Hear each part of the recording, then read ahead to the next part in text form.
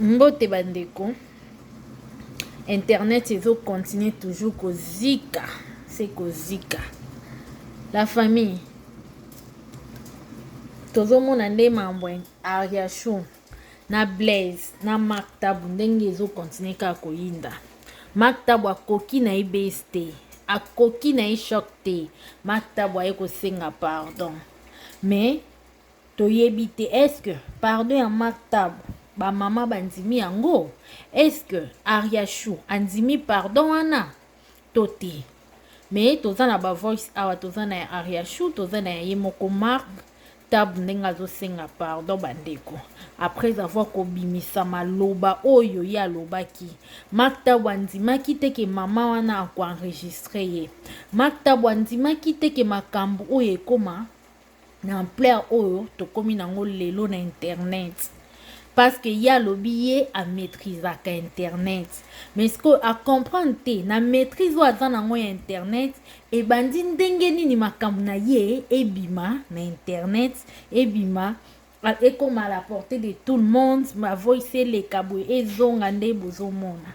Mais akoki yango te aleli na kolela bandeko nanga na otela bino ba audio boyoka ndenge asengi pardon boyoka ndenge azosenga Ariashu pardon ndenge azosenga ba mama nyonso ya monde entier pardon par rapport ya ba dire oyo ya bimisaki ya maloba oyo ya bimisaki na kotela bino na maloba oyo ya bimisaki liboso boyoka ba dire na ye ba propos na ye ezalaki nini.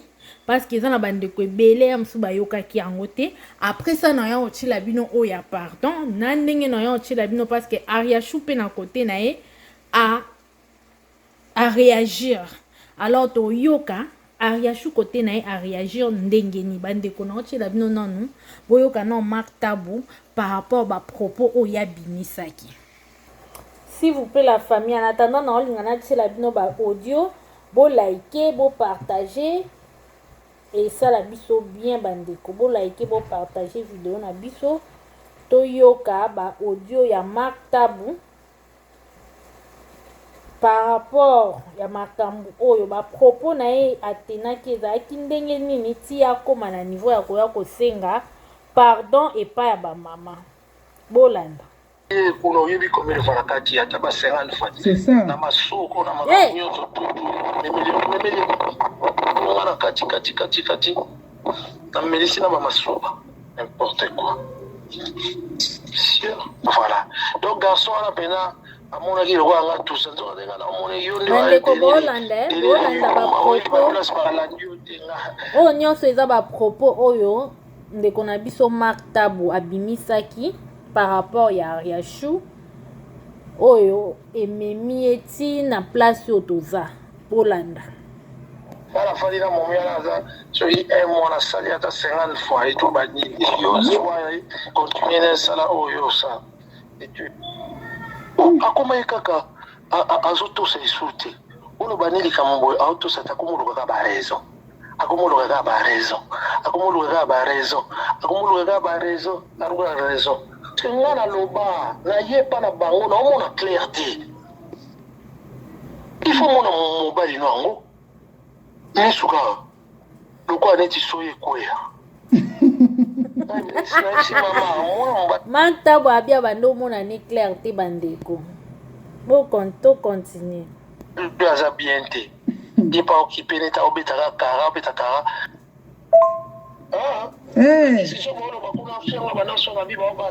Bate basala baninte na live na bango lobby. Alors azobala nga chéri, mon cœur, moi bien na live bongo mon cœur chou. Oh, ngana mona ki ona oh. Na toto nini. Ozomona.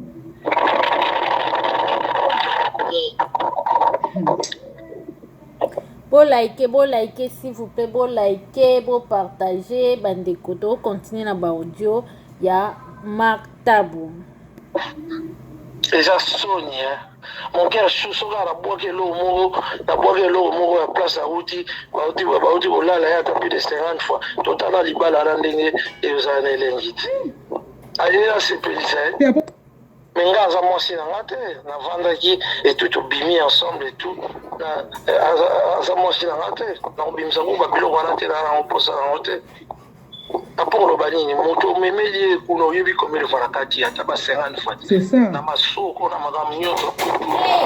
Memeli ngana kati. Na melisi na masoko. N'importe quoi.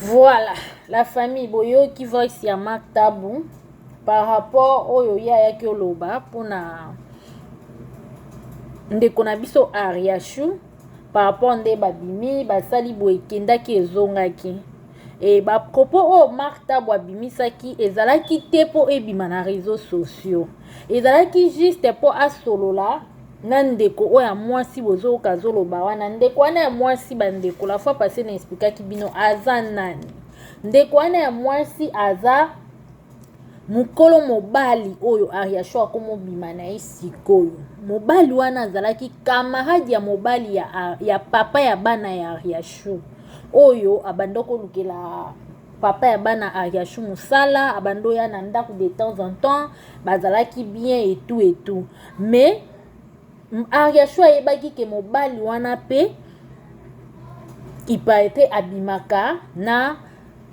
Rafine Tomba mais malgré ça tant bakaboy na papa ya bana na ye na mobali wana pe bakomi kobima alors conversation au bozo yoka eza okola la fille oyo azo se plaindre pas Maktabou et Maktabou pe côté na ye pe alobi ba o falaki aloba pas la fille mais asengaki la fille oyo enregistré été ezalaki ka conversation entre bango mibale mais tellement internet etambola ndenge etambolaka fille oyo alingaki pe asambwisaka Ariashu potalaka aza mwasi bazobima na mobali na ye alors faut asala oyo amonaki fala sala po asambwisa Ariashu sikoyo nazotila bino audio ya Ariashu naotila bino audio ya Ariashu boyoka makambo o Ariashu alobi après avoir koyoka ba voice oyo Ariashu ayaki oloba nini parce que Ariashu pe na côté na ye aza ya kotomboka malgré ba humilier na internet malgré nyonso o elobami na kombo na ye mais etali ete aza tellement na choc makasi ye pa lobi na kotika te nga pe fona ya mais likolo nango aye kobimisa mabe ya bato nyonso te ayeli kaka Saint Maktabou aye kobimisa kaka makambo ya Saint Maktabou o ndenge azali etu bino mo boyoka ba audio o eza awa po na Ariashu bandeko Ariashu alobi nini nachela bino audio ya Ariashu mais en attendant bo like nanu bo partager bo commenter pe ya en attendant nazolukela bino audio ya Ariashu luyei Ariashu a répondre Maktabou ndenge nini par rapport ya makambo oyo bozela voilà yango oyo boyoka siko Ariashu awa Ariashu azoloba nini azo répondre Saint Maktabou boyoka nini bende na ye wana ayebi ke lokolo moko wana eninganaka wana nini bende na ye wana elongwaka edeplasaka soki asali mouvement makasi ata bido ya 20 litre akomema te po aza na lokolo moko ayebi yango très bien en même temps ayebi ke abela apema makasi one la famille bolaike eza ya koyinda Ariashu aye na ye koloba mingi te bandeko aye kaka koloba ke Maktabou atambolaka na libende boyoka nyonso ye moko azoloba biso tokorepeta ngo te parce que vie oyo toomona eza na baréalité ebele ndeko akozala aza normal boye mais lobi omona okomotambola na beki lobi kuna okomotambola na libende lobi kuna okozwa problème moko boye ekomi mambo ebelebele vie ya biso bato en tout cas eza na baréalité ebele yango bandeko tosalaka très attention tant toza na problème na ndeko mo boye kotala défaut na ye te mosusu ya nzoto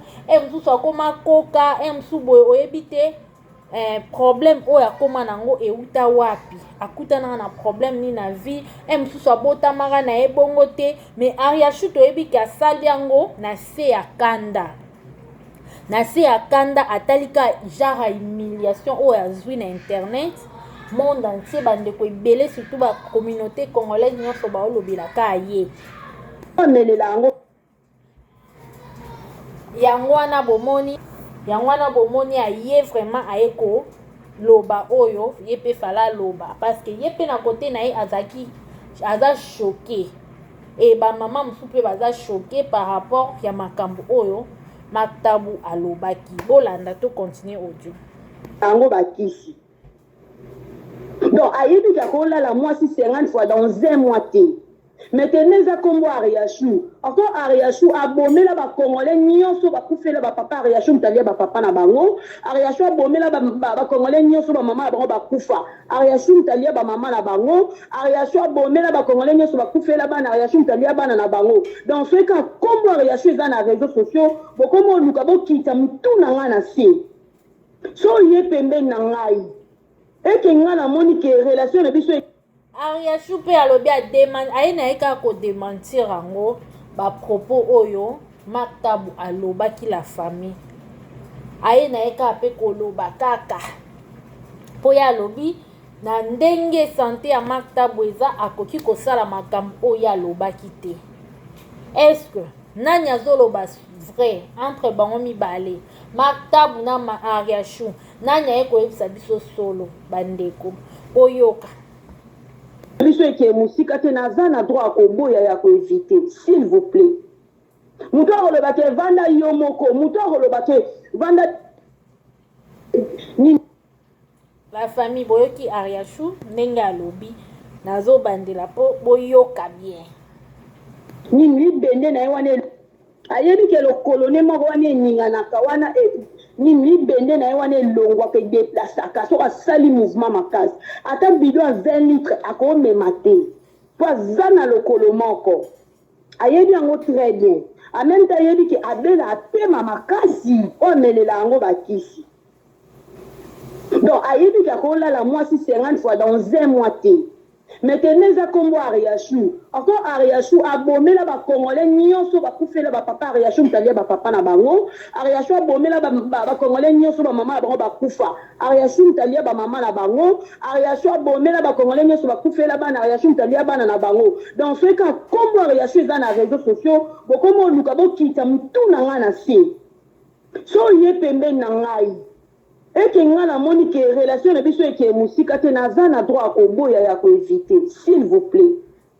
mutu akoloba ke vanda yo moko mutu akoloba ke vanda bandeko Ariachou aboyi bokitisa mutu na ye na se parce que makambo na ye kaka bikongole makambo na ye kaka boyaka ba number 1 Ariachou alobi aboyi makambo oyo ndenge ezokende bandeko eza pasi pe mawa eza ka communauté congolaise kaka ezalaka na makambo toyebi te baivoirien peut-être pe bazala na makambo yango me tomonaka te en tout cas toyokaka te mais na congolais na communauté congolaise toza na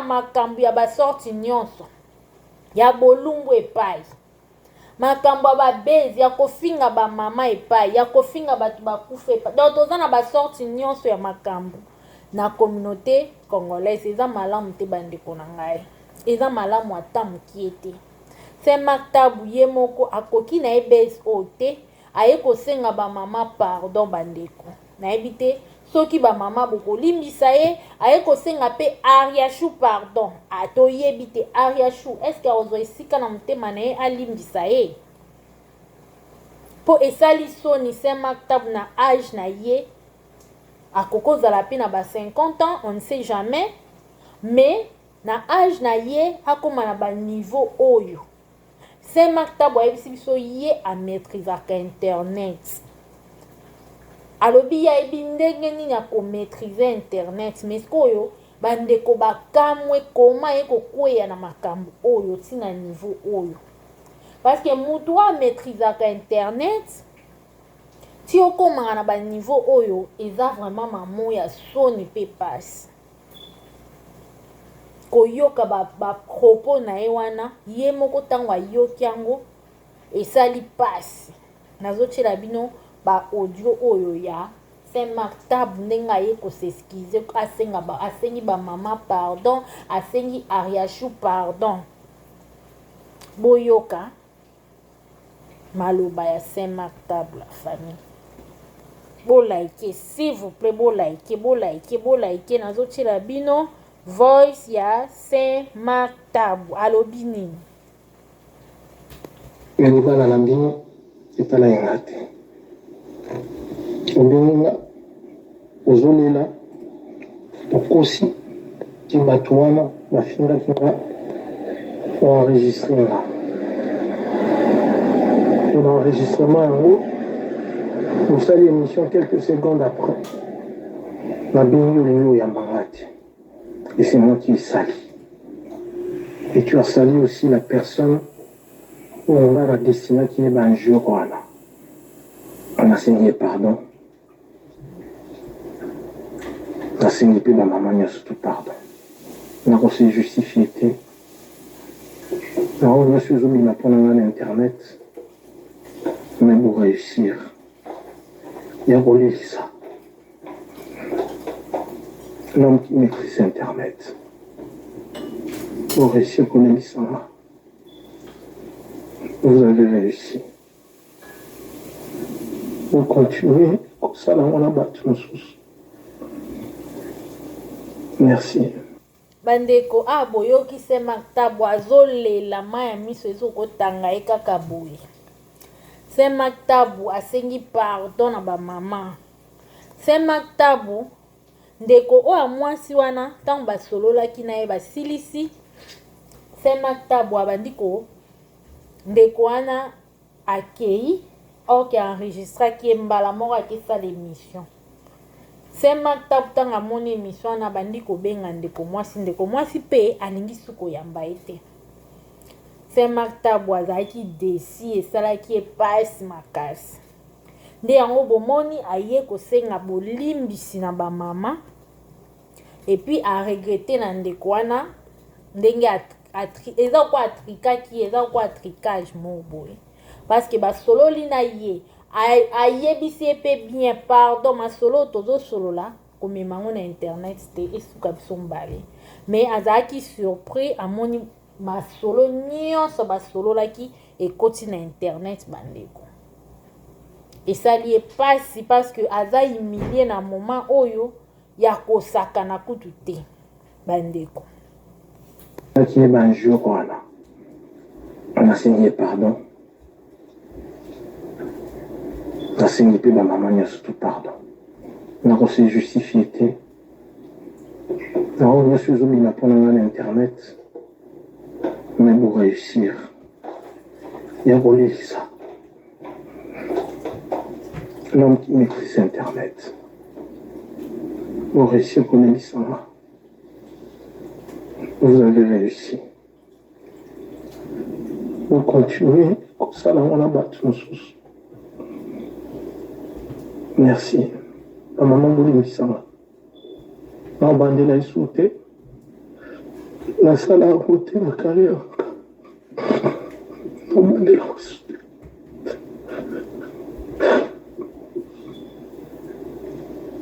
Bandeko boki Saint Mactab Ma maman est ce monde entier, voulait me dire Mactab azolela lokola mwana moke. nasala yango te na vie na ye. oza bamama oza baoyo babota biso. Vous avez jamais vu des histoires comme ça en public de ma part. Merci na pasi na ngai ezaka merci na yo mama enregistraki nga nzambe otala yo na oyo osalaki na émission moto aliposo.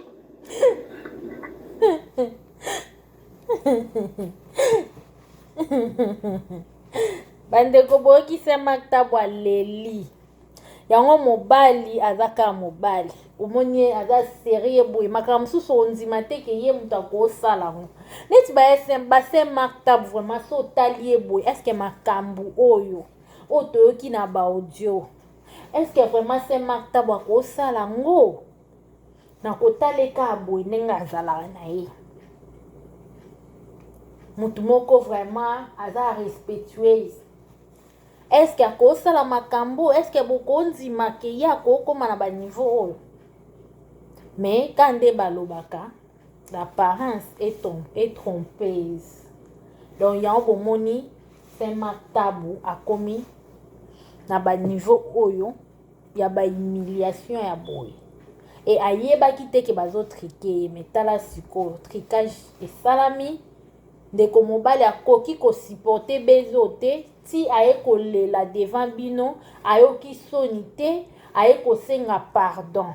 En tout cas la famille boluka esika na mitema na bino bolimbisa ye. Bible biso les pardons c'est une puissance qui libère. Donc nenga zawana pona ye aza déjà libéré.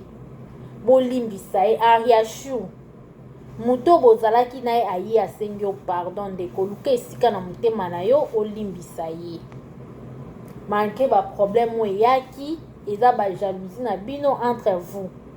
Mais andimaki te ke koma na niveau oyo. En tout cas la famille pona lelo tosuki awa eteya bisunga na bino. Eteya ngana bino. Oza na ndako na yo ya libala yeba kobatela libala na yo. Libala esimbi te olongwe na libala. Yeba ndenga kovanda. Ezaka te mutu nyonso akopusa na pembeni na ofoka ayo pe opusa na pembeni na ye o affronter bozala. Bobima bosala boy non. Tala siko lelo ndeko na biso Ariashu.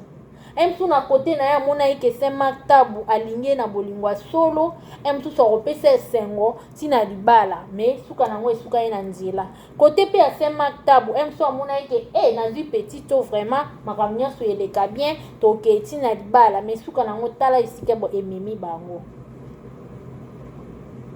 Donc la famille eza vraiment pasi pe mawa komona biloko tozomona na communauté na biso to meka mpe kobomisa ta mukie to ebeloko ni tozosala ezaka toza mwana mwasi nyonso kaka minu libanda fo ozala mpe na mwa caractère moko boye yeba nani na kosolola nani na kolinga pusa na pembeni na nga simba nga ata na loboko. Mi pesa respect ndeko mwasi yeba oyo za milinga poso milingi o mi pesa respect eza te ndeko mwasi bayoko lelo ozalaki na Jean lobi ozalaki na Paul lobi kuna na Saint Paul non bo mi pesa respect Ariashu so okuta na makambo parce que omi tika ki laisser aller oyo koto aye ekomi bateka bazongisa boye. Mais ce que tala lelo za humilié pour faire la fois ba 4e fois pour liboso ezaki na mobile papa ya bana elongwe na papa ya bana na muto mafuta elongwe tozoke nango ka ti wap ma chérie ba problème o ete ya yo ba problème o ete ya yo Ariashu ete ya pe bandeko mususu mutu mususu amoni kaka libala no ekufi parce que tango ozalaki na libala Ariashu totikala omona ote na Saint Maktabu ekitaki ezongaki totikala omona te mais tango ka libala ekufi ba bino wana mutu mususu amona na libala azolinga ka libala ana jour ekufa nga fona ya remplacer mais ce que yo oza na libala ozoyeba no te ke mutu moko azelelaka yo so libala ekufi aye tango akoya affronter o bosali ofale bosala ale ekoma mususu bandeko makambo ete ya biso na bino pe ba chroniqueur lokwa ba Maktabu boy ete ya yo tangu tu papa na wakufa etomona ema ya miso te ndeko sikoyo oyoko lakisa biso ma ya miso po ani na babeze ezanga nango tina ezanga nango tina Maktabu ete ya yo pe à son âme papa bato esali pasi pe mawa bandeko a bon attendant sali merci la famille tokuta ina mbalasi ma bisous bye.